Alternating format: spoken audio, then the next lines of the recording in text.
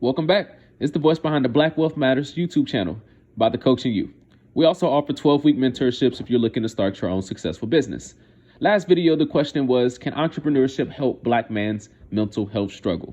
And I concluded with, if you struggle with mental health, it's really a religious thing for me. So if you look up the causes of mental health, you'll see a lot of the causes are out of our control. And once you realize that, accept it and put it on God.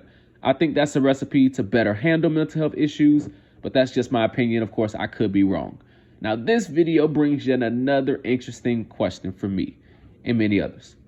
Entrepreneurship is viewed as extremely risky, especially in the Black culture. Especially in the Black culture, because you don't know anybody who's actually started a successful business in your immediate family or your friends. So you already have a human nature. It's already in our human nature to view it as risk taking.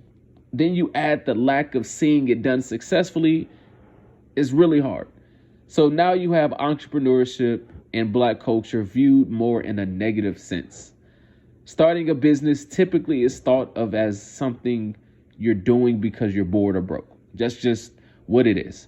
If you say you're starting a business, most people are going to say, oh, you must be broke and you're just trying to do something, or you are bored. We certainly don't jump to the conclusion of, oh, yeah, that's going to work. That's usually not what Black people do. So let's say you're in a position where you're wanting to start a new unproven business because you're a new first-time business owner. Now we add marriage to that.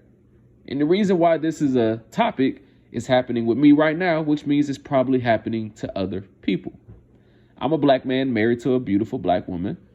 We're in our 30s.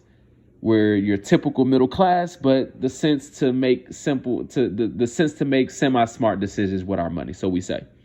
All this time, we knew that not having kids is the best time to probably live our lives. That's just what we thought. That's how we felt. And so far, so good. Because we knew once a baby comes, everything kind of changes. So we know that. So this is our mindset. Now, none of this was supposed to include entrepreneurship.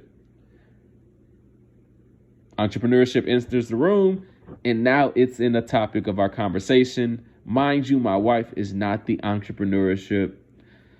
She's not the entrepreneurial risk-taking type. She's against that for the most part when it comes to doing something that you really have never done before. Who's not, right? Who wouldn't think like that? But entrepreneurship is everything but steady. It's not steady, so especially at the beginning. So of course, it's a conversation that needs to be had.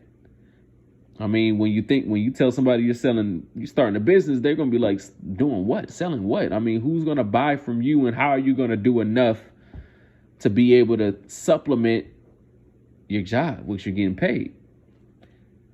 So you got the fear of thinking I would set up. You got the fear of quitting job, living less to where you are right now. So of course, this challenged me to do a lot more due diligence. And I think it's going to be good for you to also take that as a reminder to do your due diligence when it comes to starting a successful business. I don't care what you're looking to do. I don't care how easy people make it seem like online. Whatever it is you're trying to do, you need to make sure you have a plan in place, and not just a plan that says this is my mission statement, vision statement, and no. You literally need to put on there the way you are going to make money, from the way you're going to get people to be interested in you, to the way you're going to get them to become leads, all of that needs to be mapped out. And if something does not make sense, for an example, if you're trying to make $1,000 a day selling $100 products, you know you need to sell it to 10 people.